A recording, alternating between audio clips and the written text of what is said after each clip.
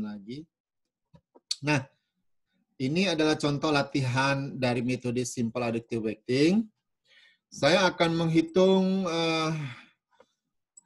calon pelamar, ya, 5 calon pelamar, dan akan mau saya pilih satu yang diterima sebagai karyawan saya. Ya, kelima calon pelamar itu ini, ya, Doni, Dani, Dian, Dery, Deden, A1 sampai A5. Kriterianya saya buat di sini cuma 3 saja, nggak usah banyak-banyak ya. Ya, di sini ada pendidikan C1, bobot 30%, C2 IPK, indeks prestasi kumulatif bobot 30%, C3 pengalaman kerja benefit bobot 40%. Nah, di sini nggak ada kriterianya cost, ya.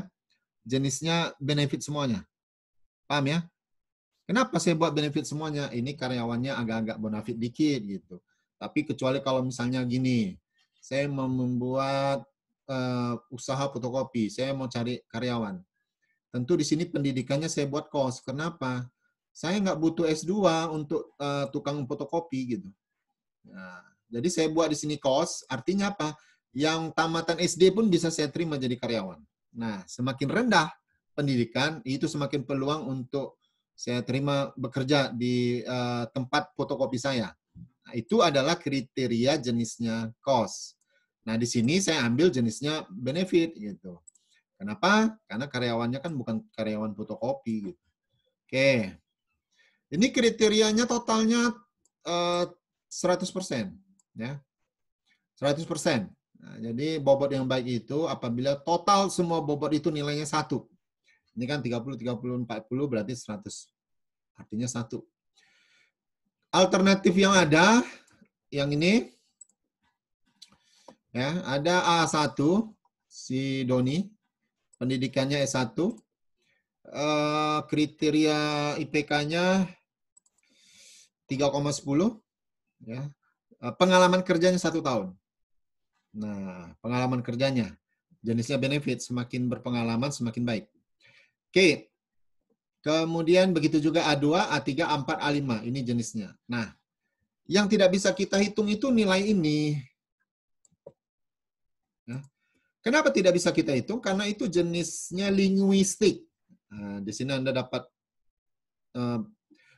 penjelasan baru, linguistik. Linguistik itu suatu nilai yang berupa kalimat, kata, atau teks. Seperti tua, muda, parubaya, dewasa, itu linguistik. Laki-laki, perempuan, itu linguistik.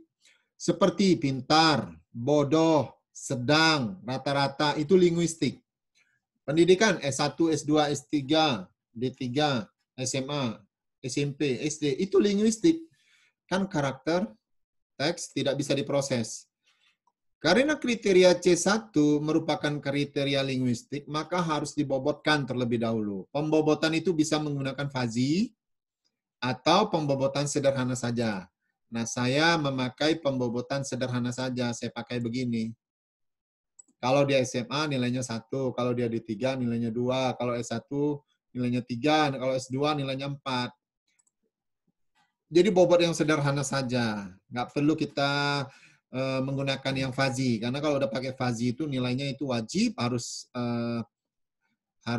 sesuai tepat gitu. Nah, kita ini kan untuk perhitungan bobot biasa saja. Oke.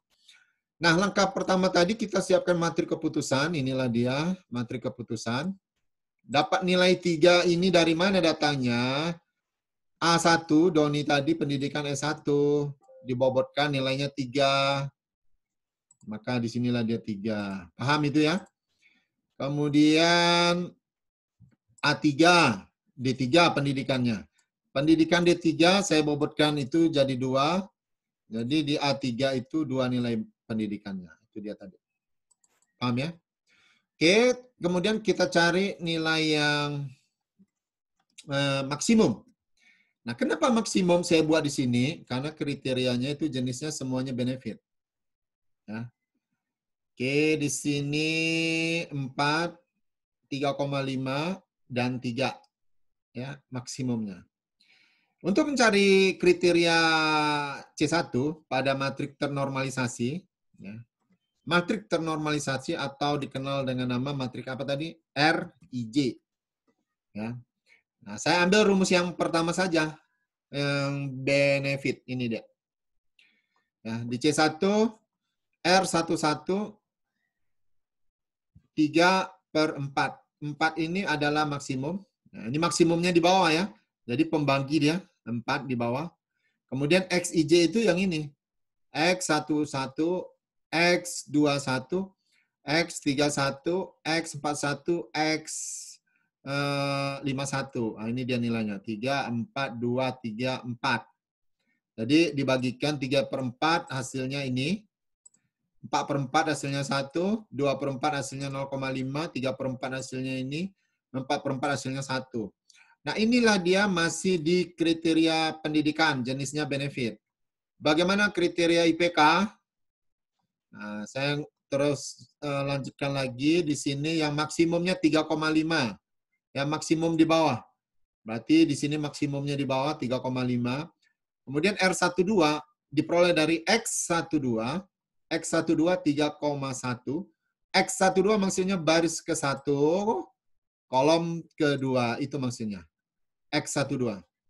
Yaitu 3,1 dibagi maksimum, hasilnya ini. Kemudian, begitu juga R22, matrik ternormalisasi baris 2, kolom 2, diperoleh dari 3,5. Datangnya dari mana 3,5?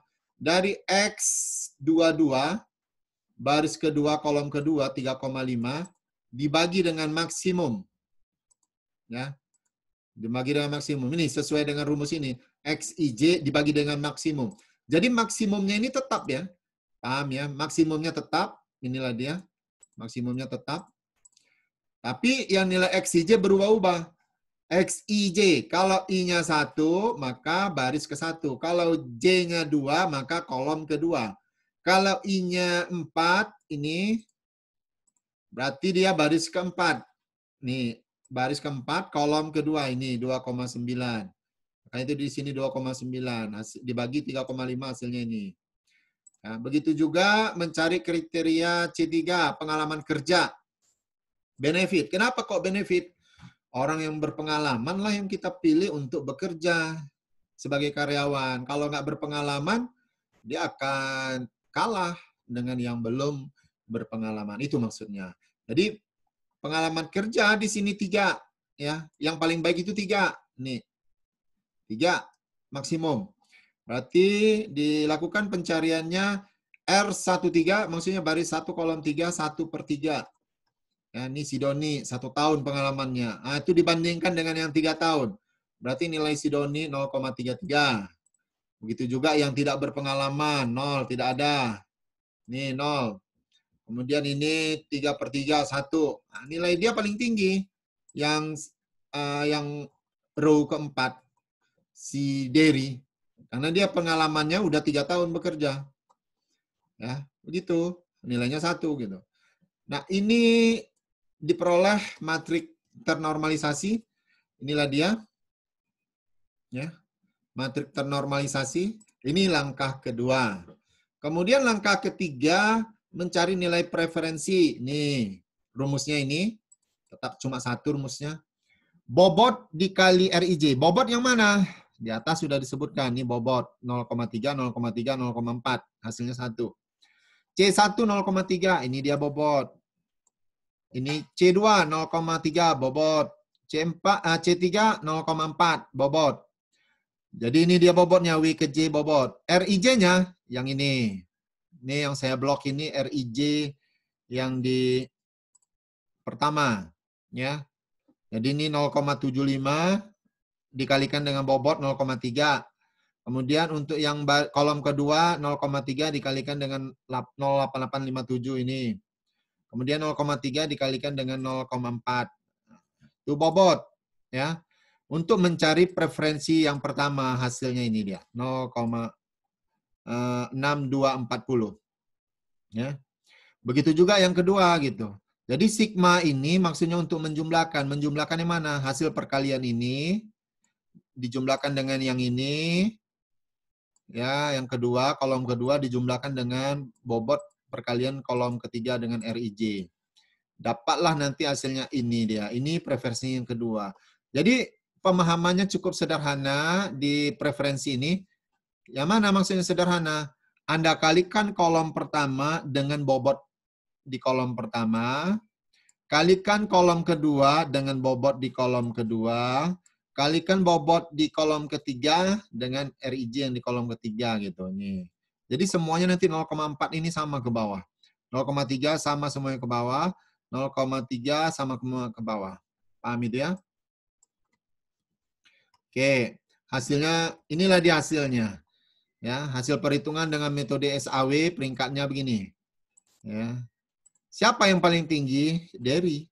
Ya. Nah, si Derry 0,8736. Jadi kalau kita lihat di matrik keputusan, nah ini data rating kecocokan ya atau matrik keputusan. Ya. Jadi Derry itu pengalaman kerjanya 3 tahun, walaupun IPK-nya rendah, ya maka dia berhak diterima sebagai karyawan, walaupun dia IPK-nya rendah, karena dia bobot di pengalaman kerja lebih tinggi mengakibatkan dia menjadi lebih baik dibanding pelamar-pelamar yang lainnya. Ya, nah jadi cukup simpel ya metode SAW ini cukup sederhana sekali. Ya. Silakan ada yang ingin ditanyakan.